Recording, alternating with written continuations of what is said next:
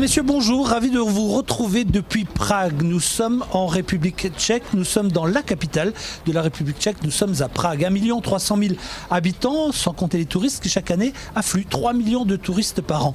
Nous sommes ici à Prague. Sachez que même si nous sommes en Europe, l'euro n'a pas encore cours ici dans cette République tchèque. Ici, on parle encore de couronne tchèque. Si vous voulez un petit peu en savoir plus, sachez qu'un euro, c'est 23, 24 couronnes tchèques. Ça, c'est pour votre conversion. Si vous voulez venir, vous allez voir qu'il y a des tonnes de choses à faire à Prague. Il y a énormément de musées, il y a énormément d'architecture à voir. Ça vit, ça bouge, il y a plein de spectacles, il y a des petits marchés, il y a des endroits magnifiques, des petits paradis. Vous allez voir que Prague, c'est un écrin. À l'intérieur, il y a 1000 choses à voir. On va les découvrir, si vous le voulez bien, avec Jean Balcezac, Patrick Sampaio et Thomas Chanzy.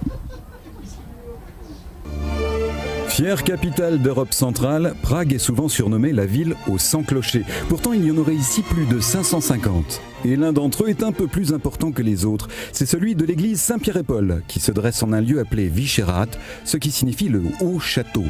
Jadis, c'est en effet à cet endroit qui domine la ville que se trouvait la forteresse depuis laquelle régnaient les premiers ducs de l'histoire tchèque. Cet endroit, aujourd'hui paisible, est également au cœur de la légende pragoise. On prétend que c'est ici que vivait aussi la légendaire princesse Libouché, qui aurait un jour, au 8e siècle, prédit l'édification de Prague. Un jour, elle désigna de la main un point à l'horizon en déclarant « Je vois ici une grande ville dont la gloire montera jusqu'aux étoiles ». Et sa vision s'est réalisée. Et la voici, cette princesse Libouché, qui décida d'appeler la ville Praha ou Prague, ce qui peut se traduire par le passage.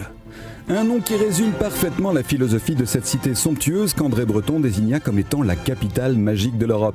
Car il y a bien de la magie dans cette ville, dont les 18 ponts relient les deux rives d'une rivière emblématique, la Vltava, aussi connue sous le nom de Moldau par les Allemands.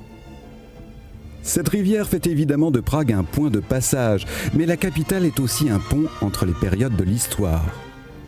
Pour s'en convaincre, il suffit déjà de comparer l'architecture des maisons qui bordent la rivière et qui peuvent évoquer aussi facilement un 19e siècle bourgeois qu'un 20e siècle beaucoup plus aventureux, comme ici avec la célèbre Maison qui danse, un hommage aux danseurs Ginger Rogers et Fred Astaire.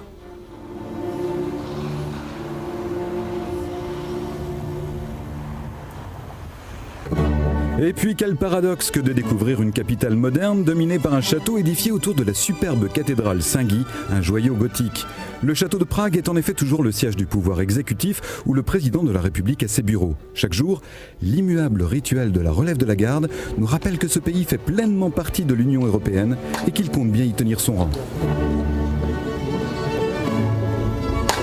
Comment imaginer, en découvrant cette ville charmante et charmeuse, que ce lieu de paix et de plaisir pour les promeneurs fut jusqu'à la fin des années 80 écrasé par un régime totalitaire impitoyable. L'ancien quartier des avocats, avec son église aux 2 horloges et ses jolies façades, semble avoir définitivement tiré un trait sur ce passé.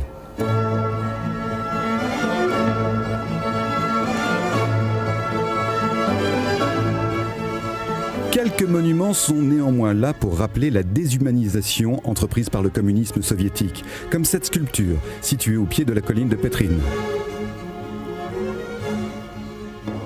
Un peu plus loin, un funiculaire sans âge permet d'atteindre le sommet de la colline, où l'on peut trouver des jardins souvent noyés dans les nuages, ainsi qu'une étonnante réplique de notre tour Eiffel.